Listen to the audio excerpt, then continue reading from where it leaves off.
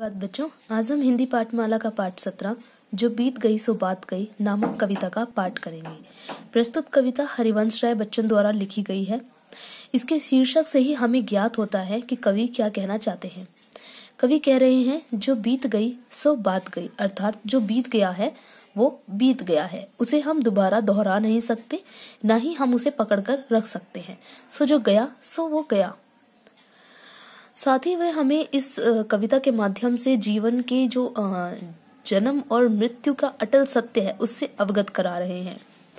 हमें बता रहे हैं कि जीवन में हमें कभी भी एक चीज के लिए शोक नहीं मनाना चाहिए, क्योंकि जो किसी भी चीज का आना और जाना अटल सत्य है। जब वो चीज चली जाती है या टूट जाती है या फिर विलुप्त हो जाती है तो उस समय हमें उसके लिए शोक नहीं मनाना चाहिए, क्योंकि हमें पता है वो वापस नहीं आ सकती है। ऐसे में जब हम उसके लिए शोक मनाते हैं तो हम अपने वर्तमान और भविष्य दोनों को ही शोक में डुबो देते हैं। तो चलिए कविता को आरंभ करते हैं और देखते हैं कवि किस प्रकार क्या कह रहे हैं। जीवन में एक सितारा था, माना वह बेहद प्यारा था।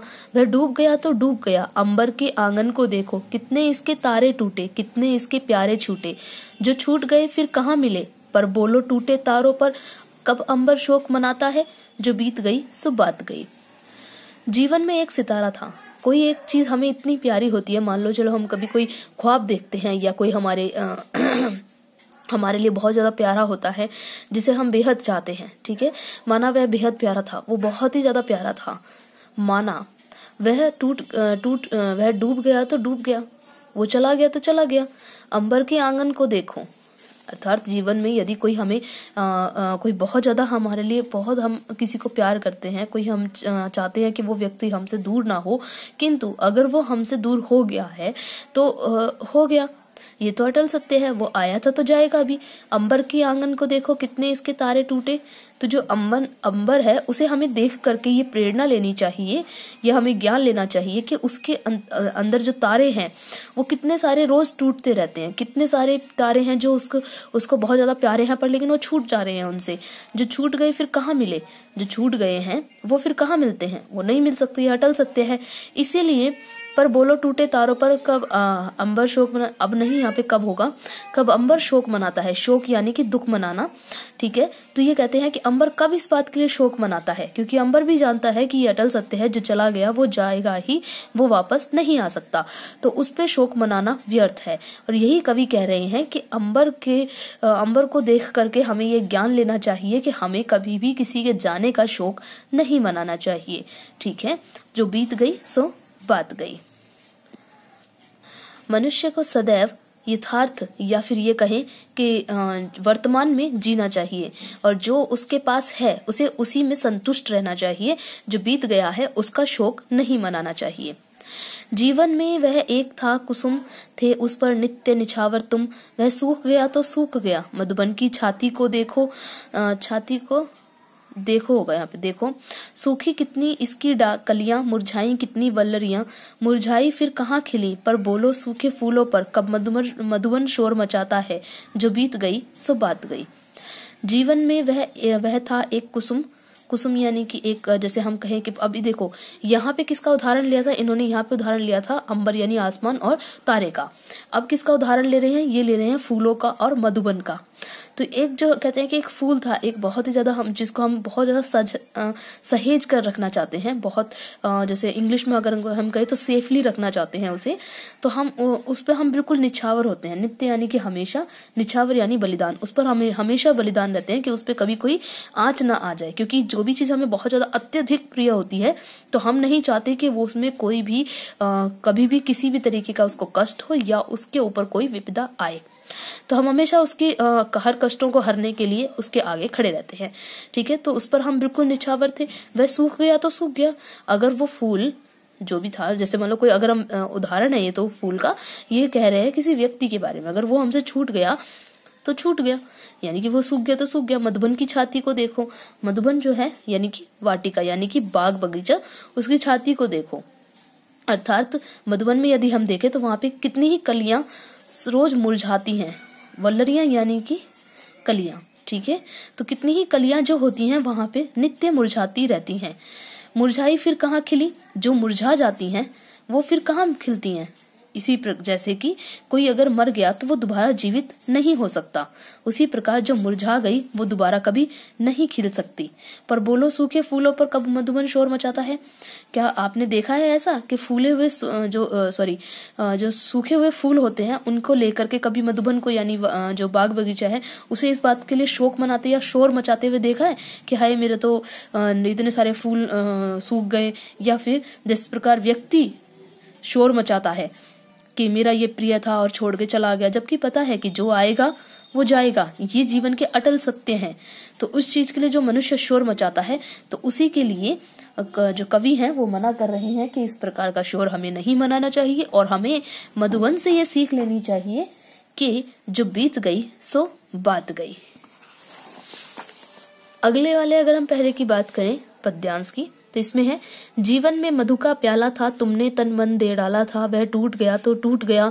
मदिरालय का आंगन देखो, कितने प्याले हिल जाते हैं, गिर मिट्टी में मिल जाते हैं। जो गिरते हैं कब उठते हैं, पर बोलो टूटे प्यालों पर कब मदिरालय पछताता है। जो बीत गई सो बात गई। यानी कि जीवन में मधु का प्याला था। मधु यानी कि यहाँ मदिरा की बात की जा रही है कि उसका जो प्याला था, तुमने तन मन दे डाला था। तो जैसे कोई प्रिय होता है, हम उसके लिए तन मन से भी हम उसकी रक्षा करने की सोचते हैं और हम सोचते हैं वो सदैव हमारे पास रहे। तो हमारा तन और मन दोनों ही उससे इतना लगाव में रहता है कि हम उसके बिछोह को नहीं सह पाते हैं। वह टूट गया तो टूट गया, ठीक है। अब कहते हैं कि ऐसा जो मधु का प्याला जिसको तुमने तन मन दे रखा था, तो वो टूट गया तो टूट गया। मदिरालय का आंगन देखो, अब ये बोल रहे मदिरालय, जहाँ पे मदिरा का जो स्थान होता है, जहाँ पे शराब पी जाती है या शराब रखी जाती है, तो वो मदिरालय का आंगन देखो, कितने प्याले हिल जाते हैं, गिर मिट्टी में मिल जाते हैं। वो जगह जो है, वो आंगन जो है, वहां पे कितने सारे प्याले हैं जो हिलते हैं और फिर उसके बाद मिट्टी में मिलकर गिरकर टूटते हैं और मिट्टी में ही मिल जाते हैं। जो गिरते हैं कब उठते हैं, पर बोलो टूटे प्यालों पर कब मदिरालय पछताता है। तो ऐसे प्याले जो वहां पे गिरकर टूट जाते हैं, वो फिर कब उठते हैं, ये प्रश्न पूछा जा रहा है। क्या वो दोबारा जीवित होते हैं? क्या उन्हें वापस उठा करके उसी रूप में प्रस्तुत किया जा सकता है? नहीं हो सकता। जो टूट गए सो टूट गए, वो दोबारा नहीं उठाए जा सकते। अब कवि प्रश्न कर रहे हैं कि बताओ, क्या मदिरालय इस बात के लिए पछताता है? नहीं पछताता।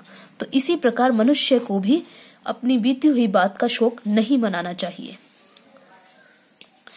मृदु मिट्टी के बने हुए हैं, मधुघट फूटा ही करते हैं। मृदु यानी कोमल, बिल्कुल कोमल मिट्टी के बने हुए हैं, मधुघट फूटा ही करते हैं। जो मधु के घट होते हैं, यानी जो मदिरा के जो घड़े होते हैं, वो फूटा ही करते हैं, ठीक है, वो फूटने के लिए ही बने हैं। लघु जीवन लेकर आए हैं, लघु यानी कि छोटा, थोड़ा सा जीवन लेके आए हैं, अर्थात उनका जीवन कहाँ तक है, जहाँ मधु भरने से लेकर के फूटने तक, ठीक है। तो मधु के जो घट हैं वो फूटा ही करते हैं। अब यहाँ पे ये जो जीवन और मृत्यु के बीच की बात है, वो बड़े ही अच्छे शब्दों में यहाँ पे कवि ने प्रस्तुत की है कि जो जीवन है वो अंतिम जो उसका पड़ाव है, मृत्यु जो है वो अटल सत्य है और वो होगी ही। मधुघट फूटा ही करते हैं, जो मनुष्य है वो मृत्यु को प्राप्त होगा ही, ये निश्चित है। मृदु मिट्टी के बने हुए हैं, कोमल मिट्टी के बने हुए हैं। हमारा जो शरीर है एक प्रकार से कोमल मिट्टी का बना हुआ है और ये एक ना एक दिन समाप्त होगा ही, क्योंकि हमारा शरीर जो है वो नश्वर है। लघु जीवन लेकर आए हैं, थोड़ा सा जीवन लेकर आए हैं। कितना जीवन? जन्म से लेकर के मृत्यु तक का, ठीक है, इतना जीवन है। प्याले टूटा ही करते हैं, जो मनुष्य है वो उनका जो मृत्यु है वो होगी ही, अटल सत्य है। फिर भी मदिरालय के अंदर मधु के घट हैं, मधु प्याले हैं।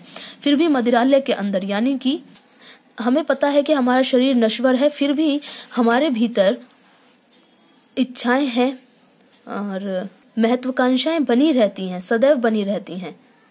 जैसा कि हम जानते हैं कि जो प्याले हैं वो टूटेंगे ही, पक्की बात है। फिर भी मदिरालय के अंदर मधु के घट हैं जो कि टूटने के लिए ही बने हैं, वो भी हैं और प्याले भी हैं। इसी प्रकार हम संसार में जन्म लेते हैं और हमारे मन के अंदर इच्छाएं रहती हैं, साथ ही हम दूसरों से प्रेम करते हैं और हमारे अंदर ये लालसा भी रहती है कि वो व्यक्ति सदैव हमारे साथ रहे।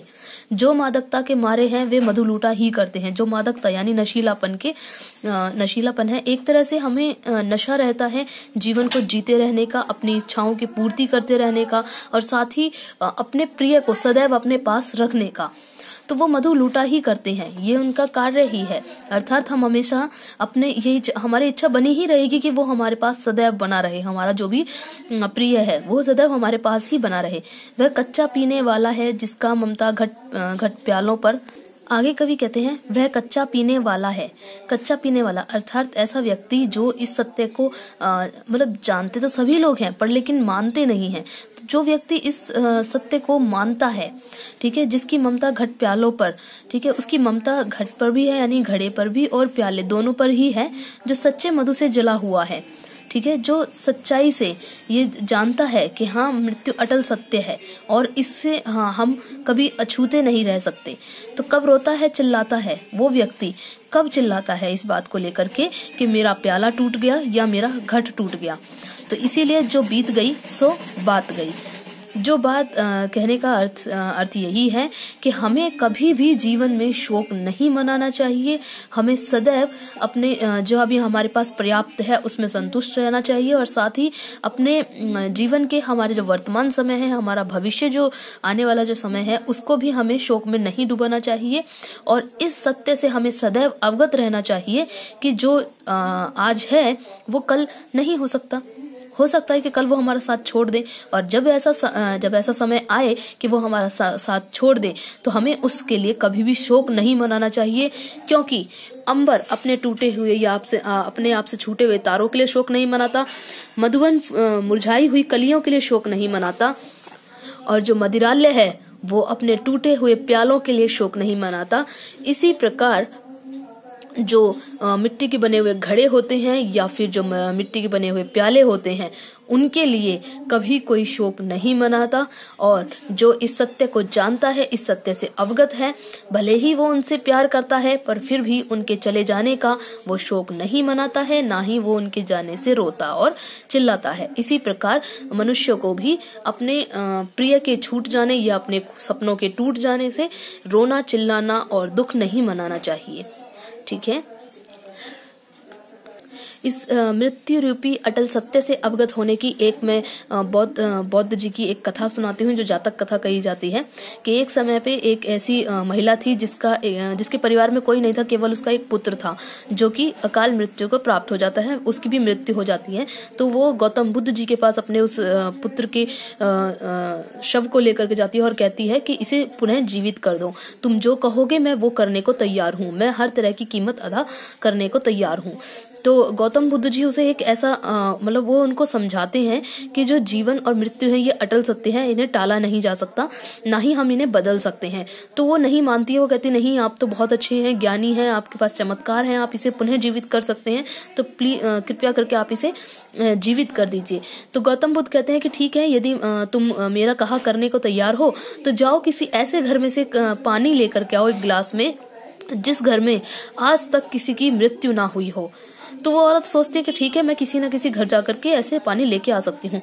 जब वो हर घर पर जाती है, हर द्वार पर जाती है, तो उसे यही पता चलता है कि उसके घर में किसी न किसी की तो मृत्यु हुई है, चाहे वो कई वर्ष पहले हो, कुछ महीने पहले हो, किसी भी समय पे हो, हुई जरूर है। तो वो उसको इस बात की समझ आ जाती है कि जीवन में मृत्यु और जन्म अटल सत्य हैं, इन्हें टाला नहीं जा सकता। वो पुनः गौतम बुद्ध जी के पास आती है और इस बात के लिए क्षमा याचना करती है। तो यही इस कविता का सार है कि जीवन में मृत्यु जो है अटल सत्य है, जो चीज आई है वो जाएगी जरूर और इसके लिए कभी हमें शोक नहीं करना चाहिए। तो ये कविता का अर्थ मैंने आपको बहुत ही अच्छे तरीके से समझा दिया है, आप इसके अभ्यास को आराम से कर सकते हैं। साथ ही आप इस कविता की व्याख्या भी बहुत अच्छे से कर सकते हैं। फिर भी अगर आपको इस कविता को समझने में कहीं कोई कठिनाई हो या अभ्यास करने में कोई कठिनाई हो तो मुझे व्हाट्सएप पे मैसेज करके पूछ सकते हैं।